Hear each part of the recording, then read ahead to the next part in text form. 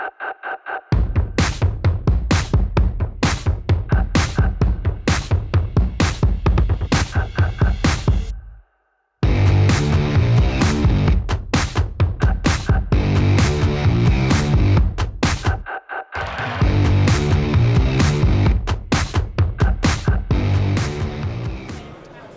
has been a giant of our industry for a very long time. I'm now talking to Magnus Gunnarsson. Magnus, you've been at the show for a couple of days now.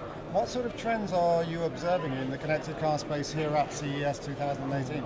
Thanks for paying us a visit, Vince. I think the 2018 edition of CES from a connected car domain or connected car outlook has been about two things. Mm-hmm. First one, self-drive. Yes. Seen some fantastic showcases out on the parking lots here outside the CES. And not only the car is driving on itself, but when you look at the sensor technology, it's much more production ready when it comes to the actual bolted on the car. You don't see the big buckets on the floor or on the roofs anymore. Yeah, we've seen some of these demos in years gone by when it's very much a prototype setup. I think we're getting to the stage in the industry that it's much more production ready, right? Yeah. So I think that's the number one trend for me, and the second trend would be smart cities. Okay. And from a connected car point of view, what's happening is that you're getting city data, community data into the car. Things like traffic signaling, Yep.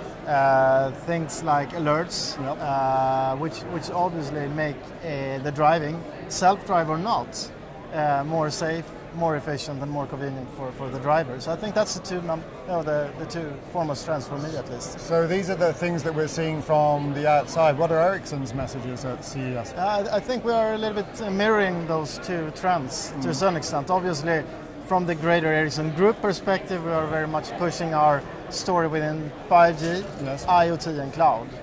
Yeah. But those three trends also mirrors into the connected vehicle domain, right? So within the 5G area, we are looking into how the new network technologies will enable vehicles to communicate with the surrounding in a self-drive mode, but also in a non-self-driving mode, so to say, a normal ADAS type of situation.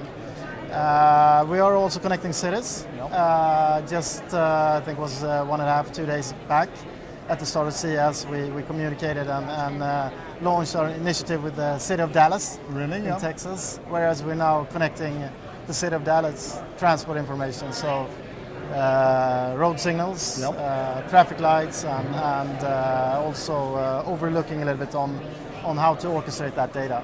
Well, you mentioned 5G. Is 5G a very important part of this picture that you're painting here? I think it's a very important part. It's not the only part, though. It's not the magic bullet. I think when it comes to connecting cars, there are technologies before, might even be technologies after 5G, but that's so long now, so it's hard to kind of understand how they would look like. But the first type of use cases we see now for the connected car does not require 5G, because 5G is not here yet in more on the pilot level, right? So, and already today we are connecting cars, both from a infotainment, passenger, driver service type of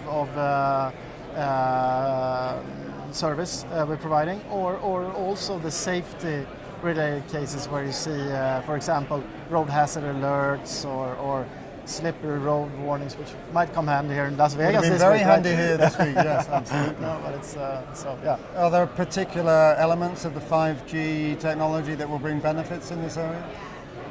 Yes, definitely. I think 5G technology has two major advantages when it comes to the automotive and the connected vehicle. One of them is obviously the massive amount of data you can transfer. Yeah. That might not be needed for every type of use cases, but when you get into the very advanced type of self-driving use cases, even remote control use cases, you would need those type of data capacity, transfer capacity. The other one is low latency. Mm-hmm. A little bit different use cases, but we are doing pilots, for example, with platooning, Yes. whereas you have trucks or even cars very, very close to each other for a fuel consumption, but also a driver efficiency, total cost of ownership type of use case. And that's the low latency requirement of the 5G technology coming into play there, right? So, Okay. yeah. So Overall, for Ericsson, how important do you see the connected car and autonomous driving scenario? Well, from the Ericsson group, it is an important part of Ericsson, and the reason for that is that